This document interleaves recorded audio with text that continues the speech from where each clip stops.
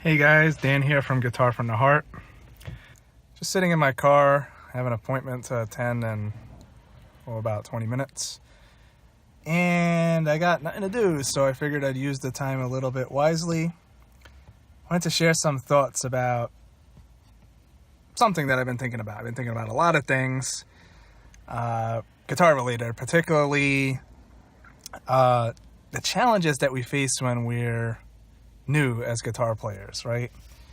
And but today specifically I want to talk about a person who is close to me who really loves the guitar, but they're saying, like, should I start playing, right? And it's like, should I start? I really love the guitar, I want to learn, but there's this barrier, and there's this barrier. So should I start learning how to play the guitar? So what I want to say to anybody that's in that position is, well, if something was really worthwhile, like really important to you, and there were a couple things blocking you, right? So like, if there was a bag with $1 million across the street, but to get across, there were some challenges to get across. I mean, nothing life-threatening, but, it might be a little bit inconvenient. It might be a little bit inconvenient, a little bit challenging. And those challenges might be to where, well, you're not sure if you could even do it. You're not positive that you could even make it across to that $1 million in the bag. I'm visualizing like that little sack with the dollar sign on the front, And if you came to me and you asked me, like, is it worth it to go through these inconveniences or to try? If I fail, I would say, bro, it's $1 million. Go for it.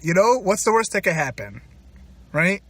You try and you don't get across. There's nothing life-threatening, right? This block's been closed off on either side, all right? Let's make the story more convenient. It's been closed off on either side, and there's no cars, there's nothing going by. It's just like, there's like a thing you have to jump over, and there's like, a couple of potholes or whatever, and you have to navigate around them. Nothing really life-threatening. You just have to take your time. You got to work your way through it. Why would you not go for the $1 million? So that's the way I see it. Like, if you really love the guitar and you're like, well, I don't know, maybe I don't have enough dexterity. Let me tell you something. If you got enough dexterity to tie your shoes, you got enough dexterity to learn the guitar. It's going to take time, It's not going to be easy, but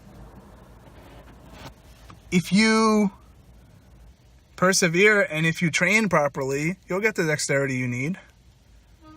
You might not be a regular Paul Gilbert overnight, but most people don't want to get to that point necessarily, And if you really want it, and if you really train, you could probably do things that would amaze you and everybody around you with your fingers.